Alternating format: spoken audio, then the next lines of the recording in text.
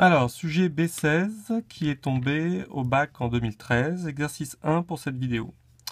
Donc une personne est diabétique lorsqu'elle a un excès de sucre dans le sang. On considère qu'il y a excès lorsque le taux de glucose à jeun est supérieur à 1,26 g par litre. Donc première valeur numérique importante. Pendant 60 minutes, on mesure en labo le taux de glucose à jeun d'une personne. On obtient les résultats ci-dessous.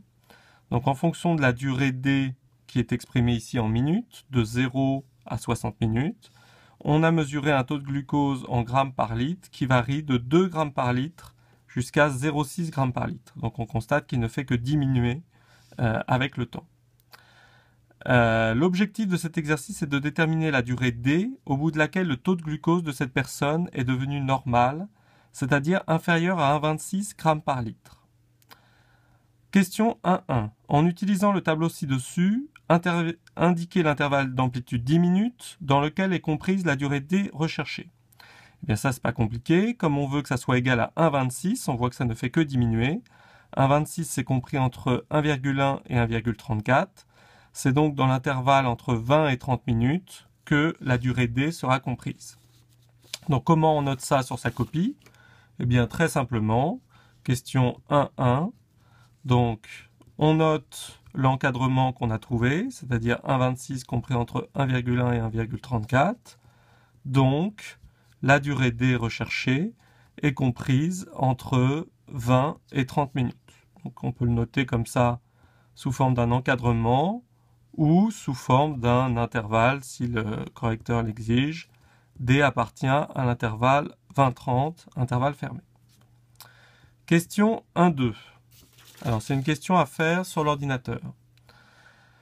Ouvrir le fichier donc sujet b16.ggb, donc GeoGebra, représenter le nuage de points et faire des essais pour déterminer l'expression algébrique de la fonction f la plus adaptée pour ajuster le nuage de points. On fait appel à l'examinateur pour lui présenter ce qu'on a fait. Alors, les nuages de points, ça se fait sur GeoGebra de la façon suivante. Donc, vous avez sur GeoGebra un tableau. D'accord, vous ouvrez le fichier, vous obtenez ça, vous avez un tableau. Eh bien, il faut représenter. Alors, comment on fait ça? Sur GeoGebra, c'est en sélectionnant toutes les cellules, d'accord, et en allant chercher, ça se trouve en haut à gauche, le graphique associé. Donc, on sait que, comme il y a deux colonnes, c'est des statistiques à deux variables. Donc, on sélectionne statistiques à deux variables. Là, il nous propose d'analyser les données qu'on a sélectionnées. On lui dit oui, analyse.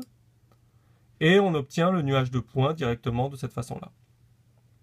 Pour déterminer l'expression algébrique de la fonction f, le modèle d'ajustement, c'est-à-dire la fonction qui va passer le plus près possible de tous ces points, eh bien, on a juste à faire des essais. Donc en cours, on a vu soit on ajuste avec une droite, fonction affine, mais là, on constate que ça ne fonctionne pas, c'est-à-dire que la droite ne passe pas par tous les points. Soit on essaye une fonction logarithme, qu'on a vu également en cours, mais là, le logiciel n'arrive pas à trouver de fonction logarithme qui passe par tous ces points.